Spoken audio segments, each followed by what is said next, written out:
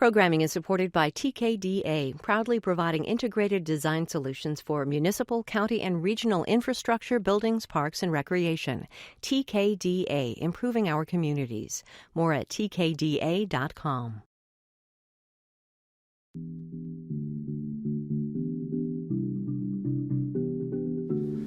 From the League of Minnesota Cities, this is City Speak. I'm Luke Fisher, Executive Director and host of this season of the show.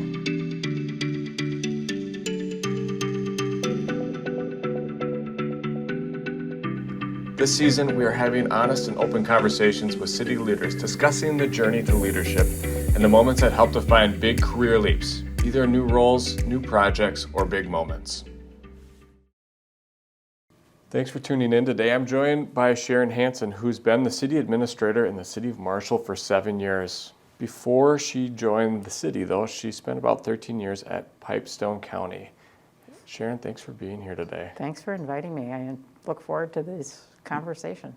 Yeah, now it's important to say at the outset, you're not just a city administrator, you're also a league board member, right? Yeah, I am. You are. So you've made this transition 7 years ago from Pipestone County to the city of Marshall, and you're a leader amongst your peers on the league board. That's pretty exciting. Tell us a little bit about your career and how you got started in local government at the county level and city level. I've been really fortunate, and I've done a lot of different things. So my first county job was when I was 24 years old. Okay. And I worked for a watershed organization. My background is actually in environmental science. Is it really? It is. That was a great starting point for me. And then I transitioned to public health. Okay. And I worked for a 4-county public health agency as their environmental health director, and learned a lot about the region, which helped me in the next several jobs that I had. Then I got out of government for a while. I actually did health and safety consulting for a private company. Okay. Just what brought you back? You know, I seen the job at Pipestone County opened for their county administrator position, and it was a new position for them. At that time, it was actually a coordinator position. And I really debated because I liked what I was doing in the private sector, but I just really enjoyed government. And I think because that position was new, I thought, I think I can really make a difference. So you were the first county coordinator in Pipestone County. So no one had ever done that before, and you were plowing new ground. Tell us about that start for you. That was your first top seat role in an organization, right? Yeah. Okay. Well, it was challenging. We had elected officials who serve the people directly. Yeah. So they don't have the administrator as their supervisor, and they don't only answer to the county board in terms of their salary and their budget. Sure. So you have to really kind of finesse how you work with those positions. Also, the other positions, the appointed ones, they too were used to directly reporting to the county board.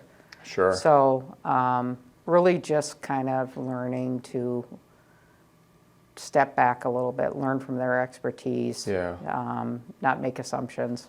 I did actually reach out early on to other county administrators in the region without even knowing them. Sure. And I really got great support from them. Okay. And they gave me some really good advice too. So so that helped. You had to refine your own perspectives on leadership probably differently than walking into a place where everyone was used to having a boss or having someone in your role. I learned a lot and made some mistakes along the way. I mean, I was 35 at the time, and I did do management before, but not to that level. So, just kind of navigating personalities. Yeah. And again, I had really good staff. There was a lot of expertise there, and really respecting that. Sure. And sometimes I maybe didn't do that as well because maybe I made some assumptions or had some other thoughts. But ultimately, I learned along the way to trust staff, ask questions, but at the same time really trust them. They really know their areas of work. Yeah, so if you think about somebody who is in a similar situation where they are like the first person that's going to take that role or taking a new role, what's a piece of advice that you'd have for someone in those shoes? Communicate. Okay. I know that's said all the time, but I really think that's important. Update your bosses, the governing board, on a regular basis. I would actually do weekly updates with my staff as well. And then I also think being out of the office more than you're in the office, especially early on. So visiting with staff, the community, I think that really gives you a solid foundation. Yeah. And then getting involved with the community too. Service groups, other volunteer opportunities really helps. It builds those relationships. Sure. Because things are going to go up and down, and you really need to have not only your bosses, your staff, but the community as well. Yeah. So in Pipestone County, you're the first county coordinator. You make a lot of progress in the 13 years you were there, and you were probably established, somewhat comfortable, or felt like you had a handle on things, and then this job opportunity opens up, and what I would call the bright side of the world, the city side of the world in the city of Marshall, and you decide to apply for the job. Why'd you do it? Why'd you make the switch? You had everything going really well, right? I was fairly comfortable because I was doing it for a time. I knew the people. I had a great county board, knew my staff. I think I would have had continued success. I wouldn't have had to have left the organization, maybe even finished my career there. But I really like challenge, and I felt like I could do more in public service. So, the job opportunity came up. I knew the mayor from previous work, so that gave me a little comfort, but at the same time, I was actually a little scared because I was stepping into really a different environment, and I knew that cities took a lot more on. No offense to the counties, but they really, really do. The services that they provide are more, I always say they're high touch, so they're services that citizens use every day. And the impacts are greater. So the responsibility of that job at the city of Marshall was greater. It made me a little nervous, but I also knew that I wanted challenge. So one of the things you mentioned as you were getting established with the county was getting out and meeting people in the community, and I believe that I know just enough about you that that was probably something that you were really purposeful with when you started in Marshall, to get connected to folks. What types of groups of people did you try to meet, get to know, understand in Marshall as you were getting established? Yeah, I did a lot of individual conversations, those that maybe weren't always supportive of the city. So I wasn't really afraid to talk to those that maybe have complained about the city in the past. Sure. Because I always think there's some validity to what they're saying. It may not be 100% correct, and I may not 100% support it from the view of the city administrator of the city of Marshall, but I think there's some valid points, and so I think I did a lot of that. I did a lot of social events too, chamber events, other community events, just to connect with people. And the community itself was really welcoming, so it made it really, really easy. That makes a huge difference. Joined a service group. I'm currently a member of Rotary. That's a really good group too, because they want to make impacts on the community on a nonprofit level. So those are some of the things that I did do and really continue to do, because again, having that community support when things go maybe a little bit up and down, or you have council members that maybe feel a certain way, you can really reach out to those community members, get a feel for what they are thinking, and share that with council. And it helps them feel good about the decisions they're making. We just had a sales tax referendum. Yeah, it passed. It did. With quite a bit of support, right? Nearly 2-to-1. So we were at 66. That's fantastic. And but that just kind of shows you how supportive that our community is. Something you mentioned when you were talking about the Pipestone County Board, and something that I know is for sure true in Marshall, is the importance of having a supportive board or a supportive city council to be effective in your role as the chief staff person in an organization.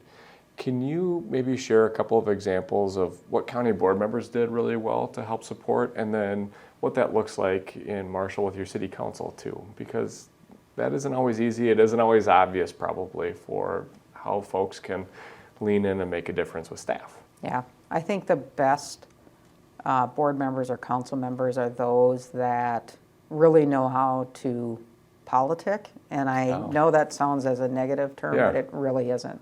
They have to be someone who reaches out to others without violating the open meeting law, of course, but understands the issues really well and finds a way to negotiate a really good solution. I find that those that just spend little time doing that or try to really persuade or instill confidence with their peer elected officials in terms of the direction they want to go, you can't just do it in the meeting that you're at. You have to do your work before and after. Sure. So those are the best council members and county board members. But in addition, I also think the elected officials who really back you up. We've made a few changes in Marshall structurally with staff, had some turnover by retirements, and we've done some things differently, and each time our council has been extremely supportive. Sure. And those can be really tricky. Each time they've really showed strong support, and it's made our city better. As you're talking about organizational change or transition in areas, those are the hard, politically difficult sometimes or sticky things that a city council can get sucked into. What has your council done really well, or how have you thought about your role to help the council navigate those really tricky things, understanding that they might not see the day-to-day the same way you do, or maybe the same way a county board would? Yeah, it's vastly different between counties and cities, and I actually give credit to the League of Minnesota Cities. I think you really try to keep the governing bodies at the upper level of management, not down at the operational level. So I think your trainings, your new elected officials, seminars that you give are really, really key. At the county level, the way that they structure their representation, you know, they have districts and then they have the board, of course, but it's quite a bit larger and it's made up of all elected officials. There's no staff members on that board. For some of these issues, you need to rely on the experts in the field, and that's staff. And really their role should be legislative lobbying and advocacy. And I think the elected officials can play a really big role on that. At the county level, it gets a little deeper than that.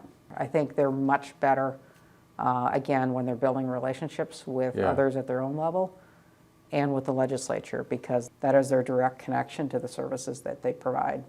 It's got to be a team effort. It's got to be a team effort. Well, Sharon Hanson, I want to thank you so much for spending some time talking with me today and sharing a little bit about your experiences. I'm going to leave our conversation with a few things that are going to be top of mind for me.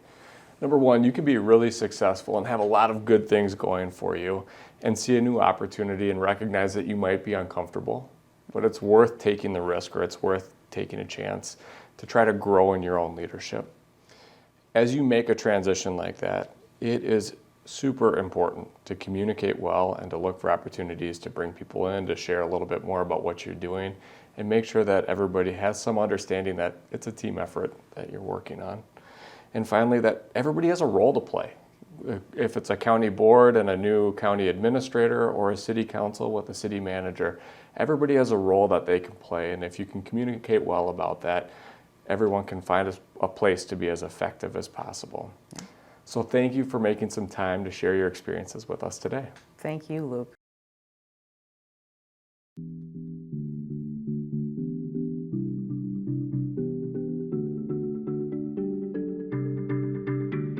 That's it for our show today. I want to thank you for listening to City Speak. If you have an idea for an episode, feedback, or want to get in touch, you can connect with us at podcast@lmc.org. Until next time, be well.